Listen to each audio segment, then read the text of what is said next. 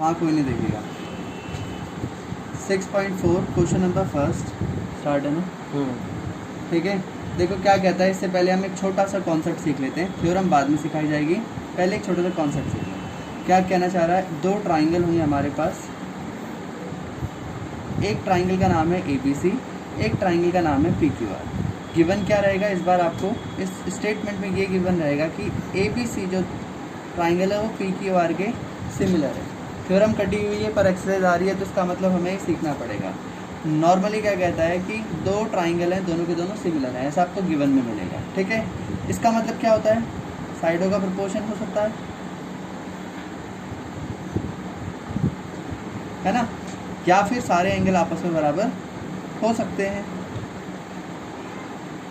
इस लाइन का मतलब तो ये रहेगा। ठीक है, अब इसके बाद ये आता है, यहाँ से पकड़ लीजिएगा, टू प्रूफ में तुम्हें, अब देखो इसमें एक स्टेटमेंट आ जाती है यहाँ से,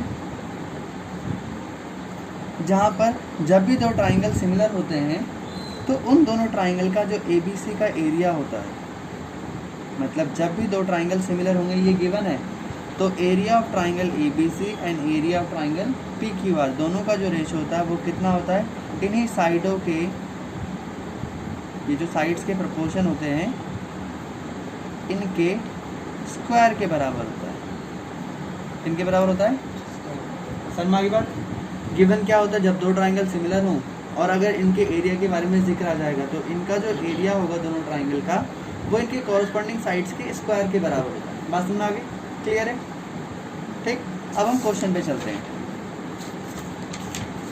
question number first, exercise 6.4 question number first क्या कहता है, ABC एंड DEF आपके सिमिलर हैं। गिवन क्या लिखा आपने कि triangle ABC which is similar to triangle DEF। Clear यहाँ तक। बोला कि देयर एरिया रिस्पेक्टिवली कितने 64 है, यानी कि एरिया जो ABC का है तो 64 दिया है, क्योंकि बात पहले ABC की चल रही थी। फिर आया एरिया ऑफ PQR जो कि कितना है 121 सेंटीमीटर है। बोला अगर आपको EF दिया है हमने 15.4 सेंटीमीटर, तो क्या आप हमारे लिए BC फाइंड कर सकते हैं। तो हमने कहा कि अगर ट्राइंगल ABC सिमिलर होता है DEF के, है ना, तो अगर बात एरिया की चल रही है तो दो सिमिलर ट्राइंगल का जो एरिया का रेशो होता है वो कितना होता है, इनकी साइडों के प्रोपोर्शन के बराबर। तो साइडें तो कुछ भी हो सकती हैं, AB अपॉन DE हो सकता है, BC अपॉन EF हो सकता है, या फिर AC अपॉन EF हो सकता है। अब हमने ये बात देखी कि देखो AB का एरिया तो 64 है, यहाँ 64 आएगा, यहाँ पर 121 आएगा, यहाँ से साइडें तीनों होती हैं, स्क्वायर लगाना था, यहाँ पर साइडें तीनों हो सकती हैं। हम इसके साथ वही लेंगे जिसके बारे में हमसे पूछा गया, जैसे EF के बारे में पूछा गया, तो हमने देखा EF वाली लाइन तो यहाँ आ रही है, तो ये इक्वल टू दिस हो सकता है, तो हम इसको यहाँ लिख देंगे BC अपॉन EF का स्क्वायर। बात समझ आ गई। 64 इज इक्वल टू 121, यहाँ होल स्क्वायर क्यों लिखा, क्योंकि BC का स्क्वायर और EF का भी स्क्वायर है, तो दोनों का होल स्क्वायर हो सकता है। BC कितना है नहीं पता, तो BC को BC लिखा। EF कितना है 15.4, होल स्क्वायर हो जाएगा। क्लियर है। अब देखो स्क्वायर है यहाँ पर, वहाँ जाके क्या हो जाएगा, अंडर रूट में चला जाएगा। 64 का 8 रूट होता है, 121 का 11 होता है, यहाँ पर BC और अपॉन 15.4 आ गया। सो BC इज इक्वल टू ये वाला नंबर उठ के वहाँ मल्टीप्लाई हो जाएगा अपॉन में, घटा 11 बन जाए 11.44, तो 14 8 कितना होता है, जो भी आंसर होता है वो इसका आंसर हो जाएगा। ठीक है, तो आ गया एक नंबर छोड़ के पॉइंट 11.2 सेंटीमीटर BC आ गया। ठीक है ना, यहाँ तक समझ में आया कैसे करा। स्टॉप करिए, सही है, स्टार्ट करें। देखो एक क्वेश्चन है, कहता है diagonal of a trapezium ABCD। तो हम क्या करेंगे, यहाँ देखो कुछ क्वेश्चन नहीं पढ़ना, बस समझना है क्या रहेगा। हम सबसे पहले क्या करेंगे, एक ट्राइंगल बनाएंगे, सॉरी ट्राइंगल बोल रहा हूँ, ट्रेपेजियम बनाएंगे। ये ट्रेपेजियम ऐसा, ठीक है, ABCD हमने ऐसे नाम दे दिया था, बट ये ऐसे नाम देना नहीं था इसमें, क्यों, क्योंकि एक गिवन पार्ट दिया है यहाँ पर। गिवन पार्ट क्या दिया है, यहाँ पर एक बात बोली कि AB जो होता है वो आपका 2 CD के बराबर होता है। यहाँ से तुम्हें एक बात समझ आएगी कि AB अकेला 2 CD के इक्वल है। दैट मीन्स क्या है, AB बड़ा है एज कम्पेयर टू CD से, तो यानी कि यहाँ पर एक छोटी साइड और एक बड़ी साइड है, इसका मतलब इसका नाम AB होना था, इसका नाम CD होना था। मैंने जानबूझ के पहले गलत लिखा ताकि तुम लोग गलत ना करो, तुम्हें पता हो गलती कहाँ पर हो जाती है। ठीक है यहाँ तक। अब ये समझ आ गया कैसे हुआ। तुम्हें पता ही है ABCD एक ट्रेपेजियम है। अगर ट्रेपेजियम है तो AB जो होगा वो पैरेलल टू CD होगा। ठीक है। फिर इनके जो डायगोनल हैं वो एक AC और एक BD है। कहा गया दोनों के जो डायगोनल है वो इंटरसेक्ट करते हैं O पर, तो इसका मतलब यहाँ पर ये पॉइंट O हो गया। अब आपको टू प्रूफ में ये निकालना है, या कह सकते हैं हमें टू फाइंड करना है कि दोनों का एरिया का रेशियो किस किस का, AOB का और COD का क्या हो सकता है। फाइंड द रेशियो, सही है। तो अब हम क्या करेंगे, हमें पता है कोई भी ट्राइंगल का एरिया रेशियो में निकालने के लिए सबसे पहले हम उस ट्राइंगल को सिमिलर पता करना पड़ेगा कि हाँ वो सिमिलर है या नहीं है। तो इसका मतलब जिस ट्राइंगल की बात चल रही है हम उन दो ट्राइंगल को पहले सिमिलर प्रूफ करेंगे। क्लियर है यहाँ तक। सिमिलर के लिए क्या होगा, देखो यहाँ पर ये एंगल इसके बराबर हो सकता है, तो मैंने लिखा angle AOB is equal to angle COD। क्यों, वर्टिकली अपोजिट एंगल। क्लियर है यहाँ तक। अब देखो मैं यहाँ पर नाम दे रहा हूँ, ये एंगल 1 है, ये एंगल 2 है, ये एंगल 3 है और ये एंगल 4 है। तो मैं कह सकता हूँ एंगल 1 जो होगा ये वाला वो 3 के बराबर होगा, और 2 वाला एंगल, या 2 भी लिख दे तो मैं यहाँ पर लिख सकता हूँ ये ऑल्टरनेट है, और जब भी हम 2 एंगल लेंगे तो इसका मतलब वो ट्राइंगल सिमिलर हो सकता है, सिमिलर लेंगे। क्लियर है। बाय किस प्रॉपर्टी से, angle angle similarity criteria. Clear होगी बात यहाँ तक। तो यहाँ तक हमारा ट्राइंगल सिमिलर हो गया। हाँ जी, ये ट्राइंगल जिसका हमें एरिया रेशो में चाहिए उसका हमें सिमिलर पता चल गया। अब ये पता चल गया तो हम डायरेक्टली लिख सकते हैं ट्राइंगल AOB और ट्राइंगल COD का जो एरिया होता है वो उसकी साइडों के स्क्वायर के बराबर होता है। तो साइड A तो ऐसे करके कुछ भी हो सकती है, ये पर हो सकता। इस रूल से हमें ये समझ आया कि हाँ जी ये हो सकता है। अब हम इसमें से वो उठाएंगे जो हमें गिवन है। देखो हमने देखा हमें किसकी ज़रूरत है, हमें गिवन में AB पता है और CD पता है। दैट मीन्स मुझे ये वाला रेशो पता है, तो मैं यहाँ लिख सकता हूँ। आप चाहो तो यहाँ से भी सॉल्व कर सकते हो। कैसे सॉल्व कर सकते हो दिखाते हैं। AB की जगह पर तुम लिख सकते हो 2 CD। यहाँ रीज़न लिख दो because AB is equal to 2 CD। Clear है। अपॉन में CD होल स्क्वायर कर देंगे, CD कैंसिल हो गया, तो यहाँ पर आ गया area of AOB area of COD का जो रेशियो है वो कितना है, 2 का स्क्वायर यानी कि 4 होता है, और यहाँ नीचे 1 होता है, तो हैंस 4:2। क्लियर है यहाँ तक भी। स्टॉप। क्वेश्चन नंबर 3 कहता है ABC and DBC are the 2 right angle on the same side of BC। देखो डायग्राम तुम्हारे सामने है, तो आपने डायग्राम बनाया पहले तो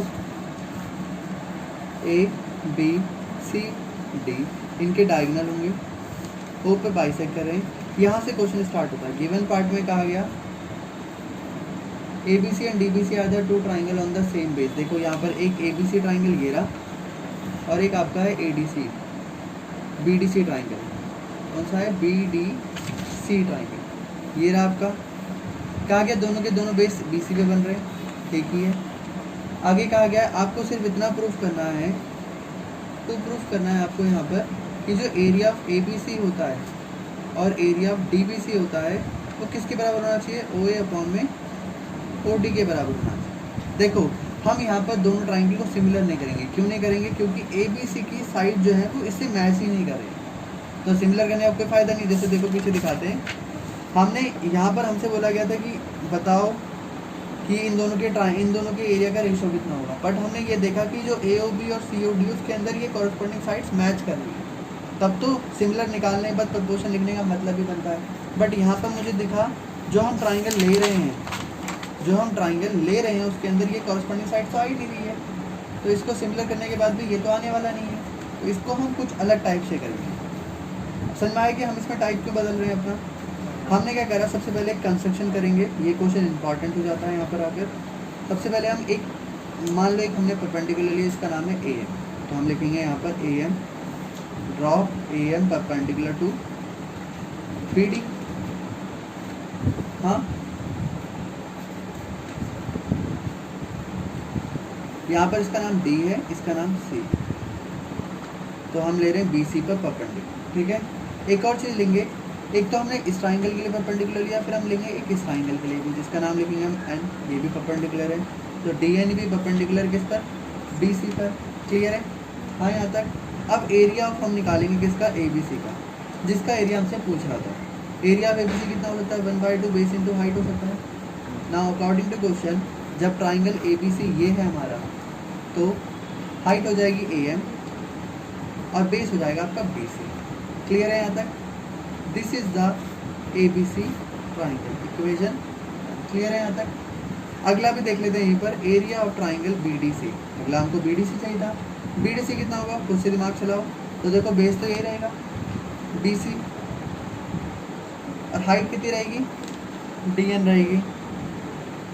ठीक है, इक्वेशन नंबर 2। क्लियर है यहाँ तक? ठीक, अगला क्या रहेगा, अब हम क्या करेंगे, दोनों को डिवाइड कर देंगे। डिवाइड इक्वेशन 1 और 2। क्यों करा हमने डिवाइड, क्योंकि हमें इन दोनों का रेशियो चाहिए। हमें यहाँ पर इन दोनों क्वेश्चनों का रेशियो चाहिए, इसलिए हम देखो यहाँ पर रेशियो चाहिए ना, तो हम इन दोनों को डिवाइड करेंगे।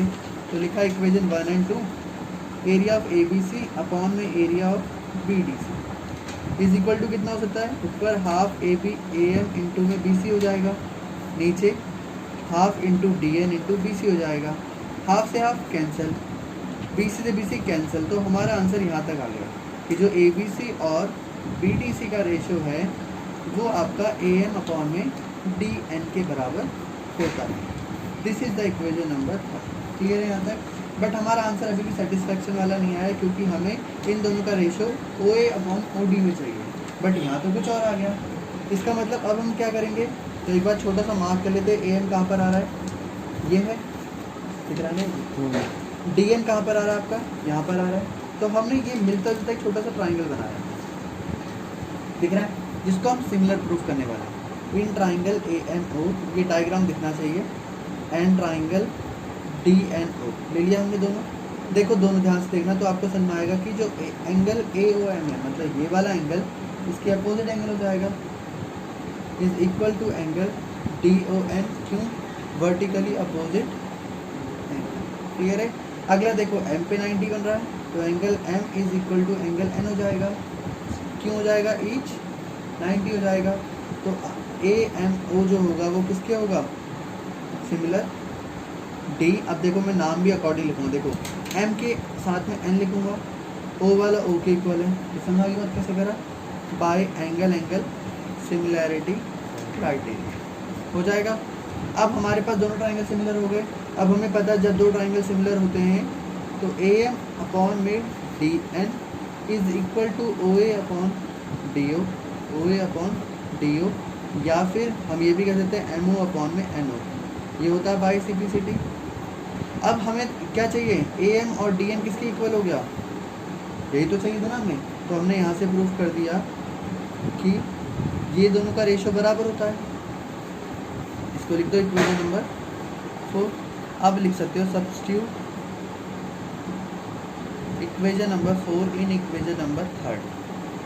तो देखो हमें क्या समझ में आया कि जो area of A B C है, area of B D C है, वो इक्वल किसके होता है, A M upon D N के होता है। अब A M upon D N already O A upon O D के बराबर, तो हम ऐसे लिख सकते हैं डायरेक्टली इसको। हेंस आया समझ में, बंद कर दो, स्टार्ट हो गया। क्वेश्चन नंबर 4 कहता है गिवन, देखना क्या लिखा है क्वेश्चन, ध्यान से पढ़ना। बोला गया एरिया ऑफ 2 सिमिलर ट्राइंगल। यहाँ पे क्वेश्चन बता भी रहे हैं, बस समझना है तुम्हें। एरिया ऑफ 2 सिमिलर ट्राइंगल जो हैं उनके एरिया क्या है, इक्वल है। इसका मतलब क्या हो सकता है कि देखो पहली बात तो ट्राइंगल जो है वो सिमिलर है, तो आपने कोई से 2 ट्राइंगल बना दिए।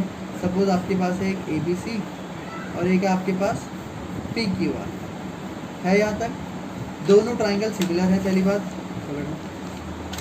दोनों ट्राइंगल सिमिलर हैं, साथ साथ में इनके जो एरिया है वो क्या है, आपस में इक्वल है।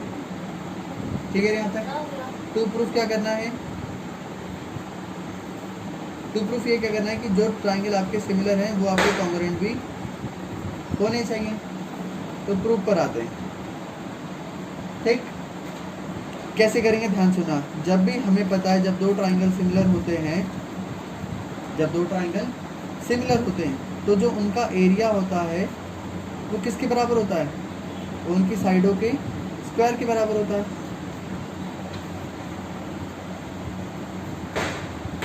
यहाँ तक क्लियर है सबको? अब हम इनको 1 बाय 1 सीखेंगे। ये हमारी बन गई इक्वेशन नंबर 1। क्लियर है यहाँ तक? अब देखो हम इसको एक एक करके लेंगे। पहले हम इन दोनों का लेंगे, area of A B C, area of P Q R which is equal to A B upon P Q का होल स्क्वायर। यहाँ तक क्लियर है? तो देखो हमें यहाँ से क्या समझ आया, ये दोनों ट्राइंगल के एरिया इक्वल थे, कटेंगे तो आंसर कितना आएगा? 1 A B upon P Q हो जाएगा, 1/1 लिख सकते हैं। ये जो स्क्वायर है उस तरफ जाके अंडर रूट बदल जाएगा, 1 का रूट 1/1 ही आएगा आगे, A B upon P Q हो गया। देन हम इसको क्रॉस मल्टीप्लाई करेंगे तो क्या आ जाएगा? A B is equal to P Q. Clear है? सिमिलरली आप चाहो तो आगे भी कर सकते हो, मैं इसको ऐसे कर देता हूँ, ठीक है। सिमिलरली अब ले लो दो ट्राइंगल, एक ए बी सी का रेशो इन दोनों के बराबर ले लिया, तो हम यहाँ करेंगे B C upon Q R का स्क्वायर। हाँ, ये स्क्वायर वहाँ जाके वापस 1/1 का रूट हो जाएगा, तो 1/1 is equal to B C upon Q R, so B C is equal to Q. Clear है? सिमिलरली अगला भी सेम ऐसे ही होगा कि जो ए बी सी है, पी क्यू आर है, दोनों ट्राइंगल का ratio A C upon P R के स्क्वायर के बराबर होगा, फिर 1/1 क्योंकि इक्वल है, A C upon P R हो जाएगा, फिर वापस यहाँ पर रूट, तो 1/1 is equal to A C upon P R, so A C is equal to कितना हो जाएगा? P R. हो गया ये भी? तो हम लिख सकते हैं हेंस। अब देखो तीनों ट्राइंगल उठा लो, हमें इसको कॉन्ग्रुएंट प्रूफ करना है ना, हमें इसको क्या प्रूफ करना है? कॉन्ग्रुएंट। तो हमने उठाया A B C and P Q R triangle उठा लिया, हमें क्या पता चला? ए बी, ये इक्वेशन नंबर 2, ये इक्वेशन नंबर 3, ये इक्वेशन नंबर 4। तो देखो ए बी बराबर है आपका पी क्यू के from equation number 2, B C बराबर है क्यू आर के फ्रॉम इक्वेशन नंबर 3, और ए सी बराबर है पी आर के from equation number 4। So triangle A B C जो है वो कॉन्ग्रुएंट हो गया किसके? पी क्यू आर के। बाय कौन से सिमिलरिटी कॉन्ग्रुएंस क्राइटेरियन से? एस एस एस ट्राइंगल से। ठीक है, खत्म कहानी, इतना ही तो क्वेश्चन था। ठीक है, क्वेश्चन नंबर 5। ठीक है, क्वेश्चन 5 क्या कहता है, ध्यान से सुनना, काफ़ी ज़्यादा इंपॉर्टेंट क्वेश्चन है। एक ट्राइंगल है हमारे पास ए बी सी, जिसके 3 मिड पॉइंट हैं। ए बी साइड का मिड पॉइंट है डी, ठीक है, फिर आपका है ई पॉइंट जो कि यहाँ पर आएगा बी सी में, और ये एफ, ये सारे के सारे आपके मिड पॉइंट हैं। इनको जब हम ज्वाइन करते हैं तो फिर एक क्या मिलता है हमको? एक ट्राइंगल दिखता है। ठीक है, इस ट्राइंगल का एरिया जो डी ई एफ है और ट्राइंगल ए बी सी का रेशो आपको फाइंड है। क्लियर है यहाँ तक? हम क्या करेंगे, सबसे पहले गिवन पार्ट पे आएंगे, लिखेंगे since D E F are the mid point of A B, B C और ए सी। क्लियर है? सो अब एक एक करके 9 जिसको रिवाइज्ड है वो क्या करेगा, एक एक बार ध्यान से सुनेगा, ध्यान से सुना। एक ट्राइंगल है ए बी सी, पहले मैंने डी और एफ को जोड़ा, तो हमें क्या समझ में आया? इन ट्राइंगल ए बी सी, जहाँ पर हमें ये समझ में आया कि डी और जो एफ होता है वो मिड पॉइंट्स हैं, mid point of triangle A B and A C. Clear है? तो जब भी दो मिड पॉइंट होते थे which is parallel to this side, तो हम लिखते थे D F is equal to half of B C. Clear है यहाँ तक? First point. ऐसे ही इन ट्राइंगल, अब देखो मैं अगला ट्राइंगल बना रहा हूँ, यहाँ पर सारे ट्राइंगल बना के दिखा रहा हूँ। इस बार हमने यहाँ से ट्राइंगल स्टार्ट करा, बी ए और ये आपका सी। ऐसा क्यों लिया? देखो जब मैं ट्राइंगल ऐसा लूँगा तो ये और ये पॉइंट मिड पॉइंट होंगे, ये डी होगा और ये ई होगा, तो यहाँ बी ए सी, जहाँ पर D and E mid point है। और आपको पता ही होगा जब भी दो मिड पॉइंट आपस में मिल जाते हैं तो ये लाइन इसके पैरेलल होती है, जहाँ पर D is parallel to A C and D E is half of A C होता है।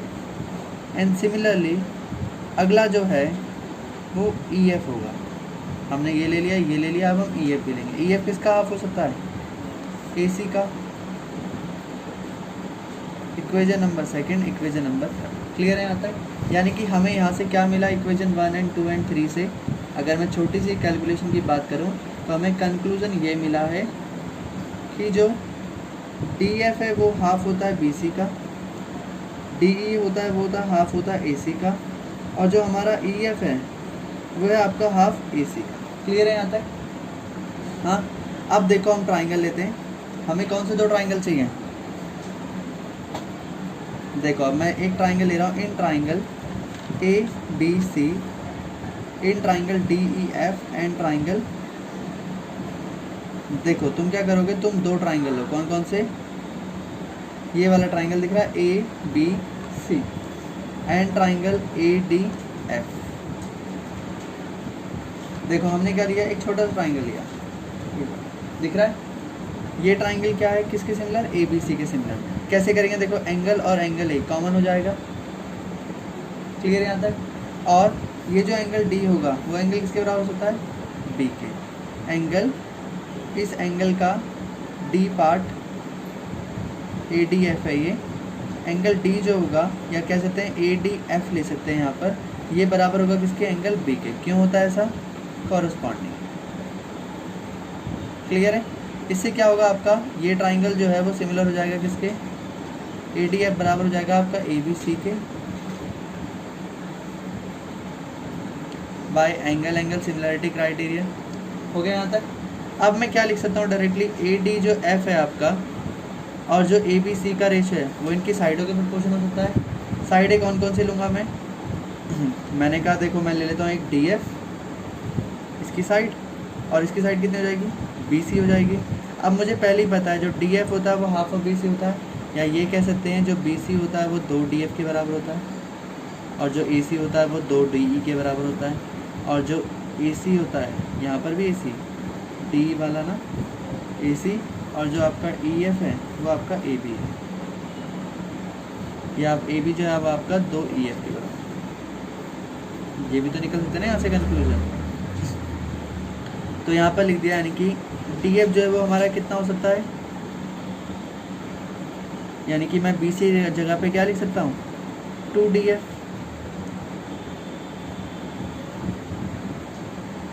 थोड़ा सा लेंथी क्वेश्चन है, ध्यान से सुनना। डी एफ से कट जाएगा तो आपका आ जाएगा ए डी एफ और ए बी सी का एरिया इक्वल 1/2 का होल स्क्वायर। साइडों का स्क्वायर होता है ना। आंसर कितना जाएगा? 1/4 इस area of A D F कौन में area of A B C. Clear है यहाँ तक? फिर क्या करा आगे? अब देखो हमें तो सिर्फ ए डी एफ चाहिए, तो कितना हो जाएगा? 1/4 इंटू में area of A B C. Clear? This is the equation number 4। Clear है यहाँ तक? एक बार समझ लो बस ये क्या करा हमने, क्योंकि हम इसी प्रोसेस को 3 बार रिपीट करने वाले हैं।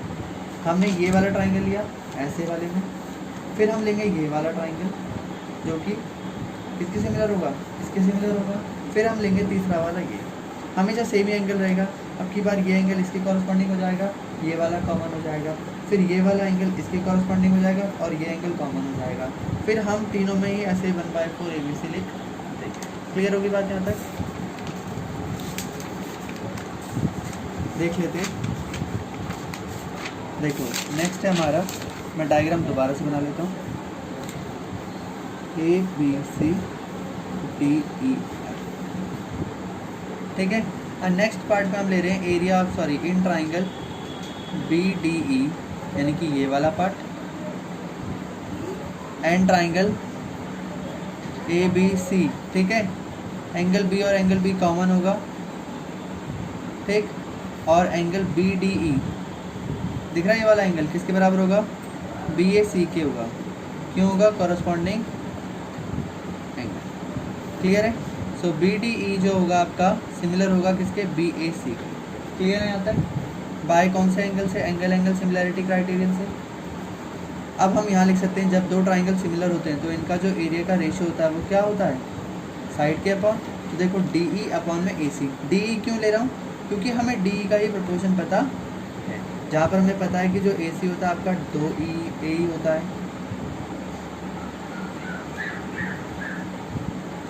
ठीक है। डी से डी कट जाएगा, 1/2 का स्क्वायर हो जाएगा, 1/4, यहाँ पर आ जाएगा आपका आंसर कितना, BDE अपॉन में एरिया ऑफ BEC। क्लियर है यहाँ तक? हम लास्ट में एक और कंक्लूजन लिख देंगे, हम छोटा वाला जो ट्राइंगल है ना इसको बड़े के रेशो में बता रहे हैं। अब मैं इसको BAC लिखूँ या ABC लिखूँ, बात एक ही होती है, कंफ्यूज मत हो जाना कि ये चारों अलग अलग ट्राइंगल है, ठीक है। इक्वेशन नंबर क्लियर है यहाँ तक?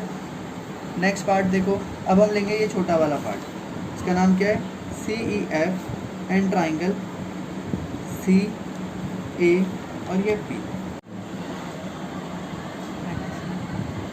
ये दो ट्राइंगल लेंगे अब हम, एक ये ट्राइंगल और एक ये ट्राइंगल। तो CEF जो होगा वो आपका CAB के हम सिमिलर प्रूफ करेंगे यहाँ पर, जहाँ पर CC का एंगल कॉमन है, और एक आपका रहेगा कौन सा, एंगल F, एंगल CFE जो कि आपका बराबर होता है किसके, एंगल A के, क्यों, कॉरस्पॉन्डिंग एंगल। आप चाहो तो E वाला B के प्रूफ भी कर सकते हो, मर्जी आपकी है। CEF किसके सिमिलर हो जाएगा, तो देखो एंगल C की जगह पे C आना चाहिए, F की जगह पे A आना चाहिए, अब बचा कौन, B, ठीक है, बाय एंगल सिमिलर। इस ट्राइंगल को भी हम ABC कह सकते हैं, क्लियर है, बट यहाँ लिखेंगे नहीं ABC क्योंकि कॉरस्पॉन्डिंग एंगल के हिसाब से लिखते हैं। तो यहाँ पर जो एरिया होगा CEF का और एरिया ऑफ ABC होगा वो कितना हो जाएगा, 1/, वही सेम कहानी EF अपॉन में AB होगा, जहाँ पर EF जो देखो ये पैरेलल साइड और ये पैरेलल साइड रहेगी, फिर हमें पता है जो AB होता है वो 2 EF होता है,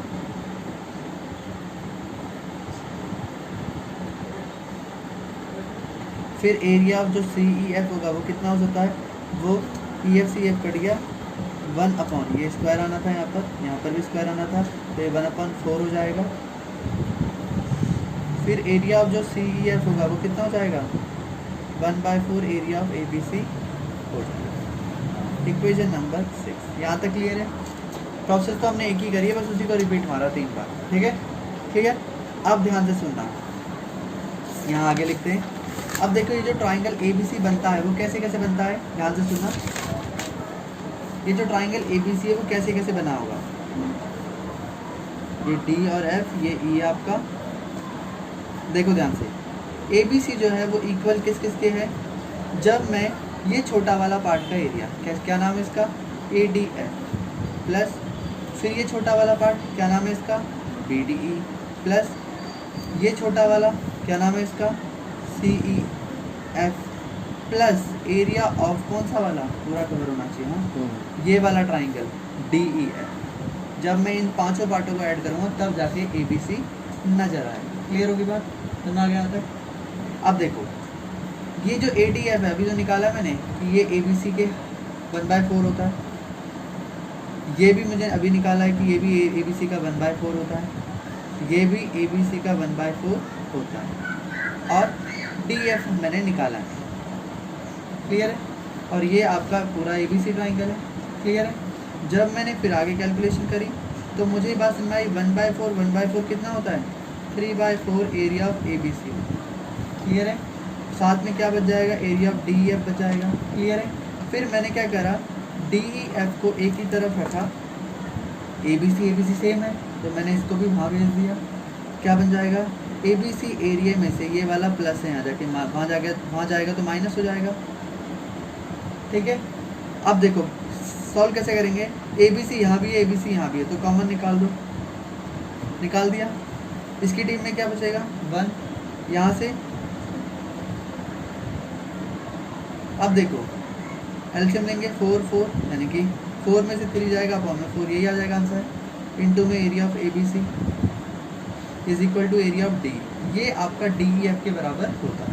यहाँ पर आया answer 1/4 into area of ABC is equal to area of DEF। यहाँ तक क्लियर है सबको? हमें निकालना क्या था क्वेश्चन में बोला था DEF और ABC का रेशो निकालना है। इसका मतलब जो ABC है ये यहाँ मल्टीप्लाई में हो रहा है, इसको हम उधर भेज देंगे तो आपका आंसर आ जाएगा डायरेक्टली DEF जो कि यहाँ पर है ये इसके अपॉन में आ जाएगा, और यहाँ पर सिर्फ 1/4 बच जाएगा। तो इसने यही कहा था कि हमें इन दो ट्राइंगल का रेशो चाहिए, तो हम लिख सकते हैं हेंस रेशो कितना होगा, 1:2। क्लियर है? यहाँ पर जहाँ पर 1 सेंटीमीटर अगर एरिया DEF का है तो ये 4 किसका होगा, इसका। क्लियर? स्टॉप। इस क्वेश्चन में गिवन कहता है proof that the ratio of the area of two similar triangle, यानी कि यहाँ कहा गया है दो सिमिलर ट्राइंगल है। सिर्फ इतनी सी बात आपको गिवन है कि आपके पास ये दो ट्राइंगल है, एक आपका ABC हो गया और एक आपके पास हो गया PQ। क्लियर है यहाँ तक?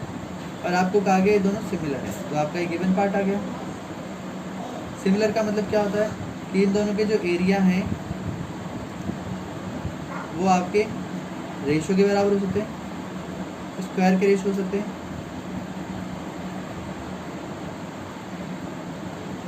Sorry PR। ठीक है यहाँ तक?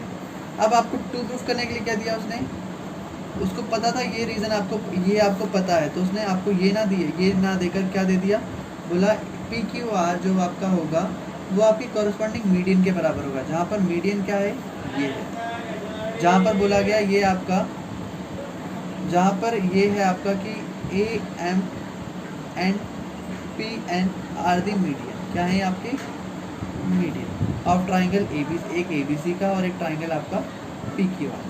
क्लियर है यहाँ तक? तो आपको बोला गया कि आपको इनके मीडियन के स्क्वायर के बराबर बताना है।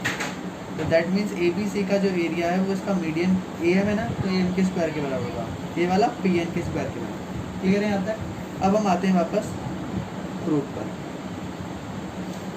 देखो इन ट्राइंगल ABC के अंदर अगर AM आपका मीडियन है तो मीडियन का काम क्या होता है, मैं यहाँ लिख देता हूँ, बेस को बाइसेक्ट करना। क्या करना? बेस को बाइसेक्ट करना।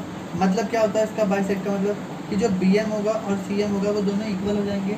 हम ये भी कह सकते हैं कि जो BM होगा 2BM को मिलाने पे आपका BC बनेगा। क्लियर है यहाँ तक?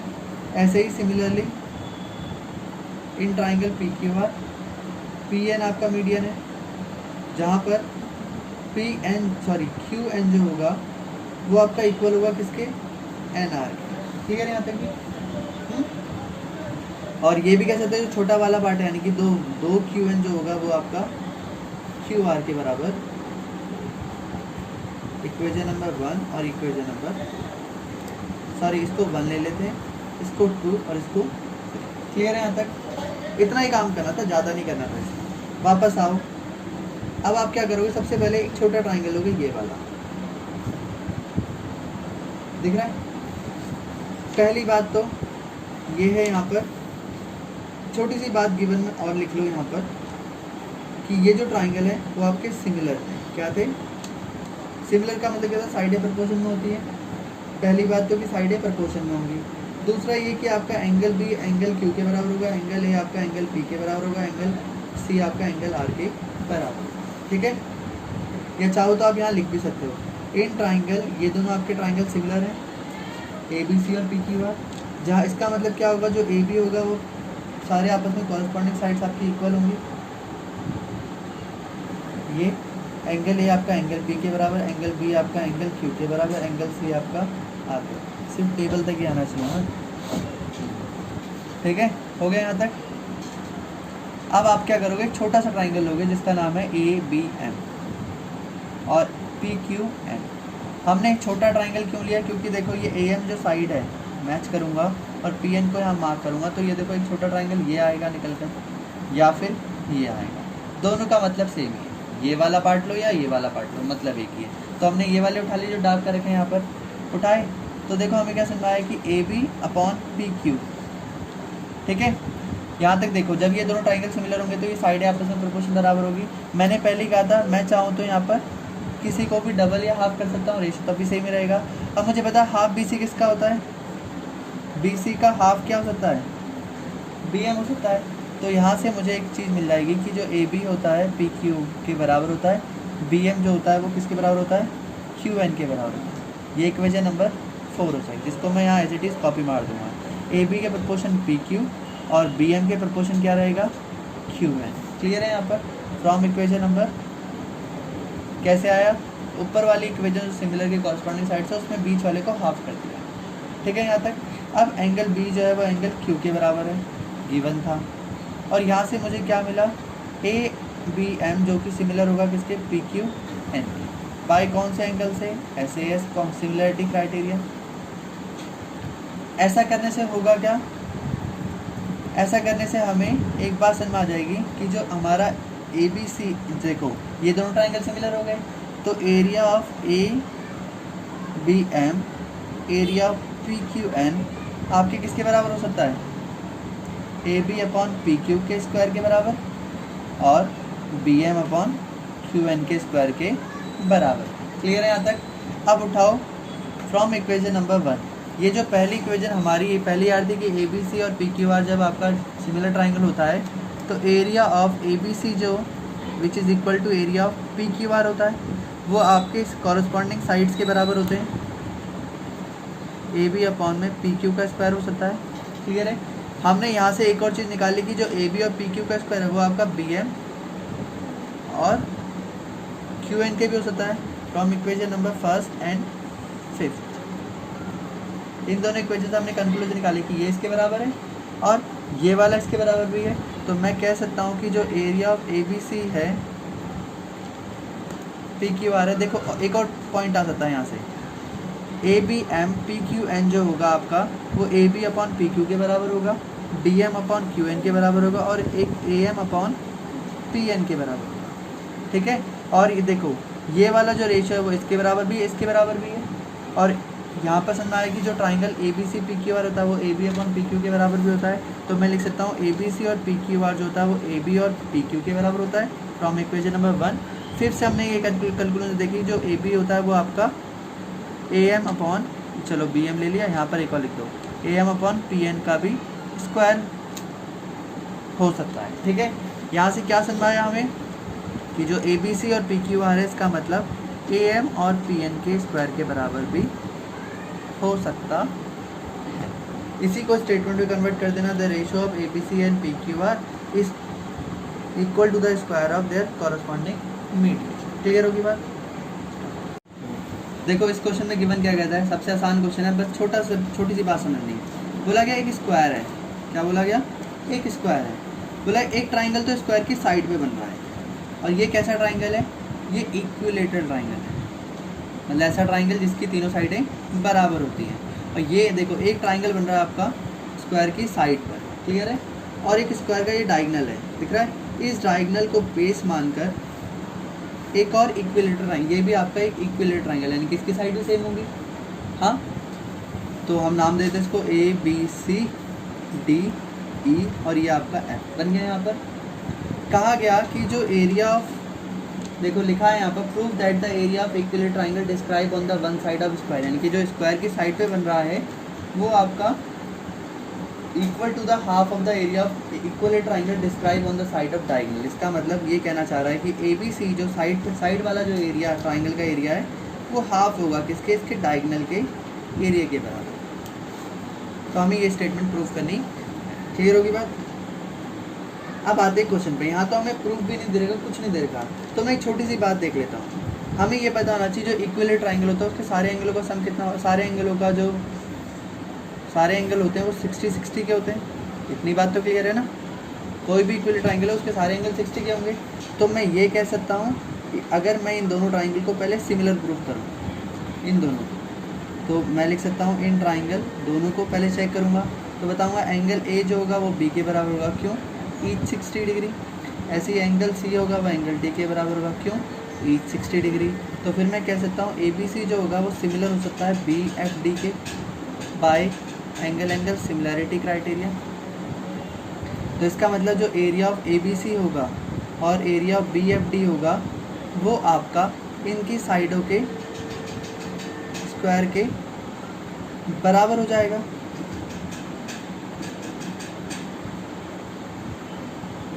स्क्वायर के बराबर हो जाएगा। इक्वेशन नंबर 1 क्लियर है यहाँ तक। अब कुछ बात कर लेते हैं कैलकुलेशन के लिए।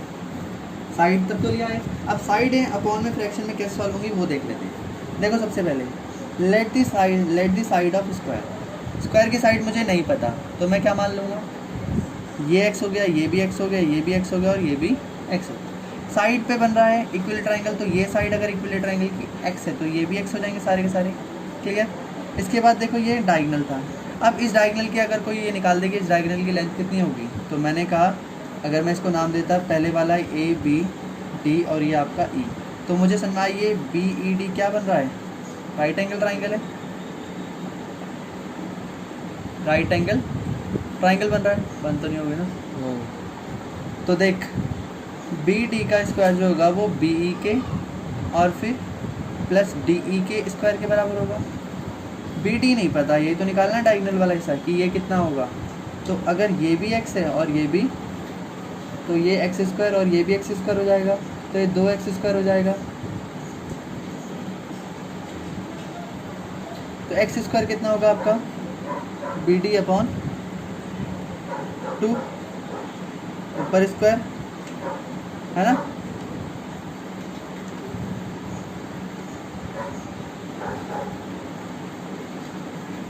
क्लियर है यहाँ तक। तो BD कितना होगा, या ऐसे कर लो, हमें तो BD निकालना है, हमें x नहीं निकालना, हमें क्या निकालना है, BD। तो BD का रूट यहाँ जाके कर दो। क्लियर। तो क्या समझ में आया, देखो 2 का तो रूट कुछ होने वाला नहीं है, पर x स्क्वायर तो x रूट 2 हो जाएगा। क्लियर। इसका मतलब ये साइड जो होगी वो x रूट 2 हो जाएगी। अब जो इससे मिलके जो ट्राइंगल बन रहा था, यानी कि ये वाला, ये आपका ये भी x रूट 2 और ये भी आपका x रूट 2 हो जाएगा। यहाँ तक क्लियर है। अब वापस आ जाओ, from equation number 1 we got, हमें क्या मिला था कि जो 2 ट्राइंगल हैं, एक है हमारा ABC और दूसरे का नाम क्या था, DFB। तो DBF लिख सकते हैं। हमने पढ़े थे AB अपॉन में BD का स्क्वायर, BC अपॉन BF का स्क्वायर, ऐसे करके 100 होते हैं आगे भी। तो मैंने कोई से भी 2 साइडें उठा ली।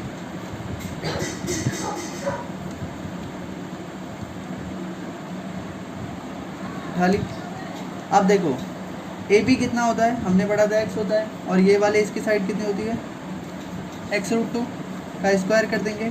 तो देखो x कैंसिल हो गया, यानी कि 1 अपॉन रूट 2 का स्क्वायर कितना होता होगा, तो 1 का स्क्वायर 1, रूट 2 का स्क्वायर 2 होता है। तो यहाँ से हमें एक बात समझ आई कि ABC और एरिया ऑफ DBC DBF ऐसे होता है। हमें निकालना था जो ABC होगा इसको उस तरफ भेज दो, तो हाफ के साथ ये मल्टीप्लाई हो जाएगा, BDF कर दो। ठीक है। तो यहाँ से समझ में आया कि जो triangle on side of square होगा is half of area of triangle, जो साइड ऑफ स्क्वायर में वो हाफ होगा किसका, area of triangle describe on the diagonal of square. Clear है।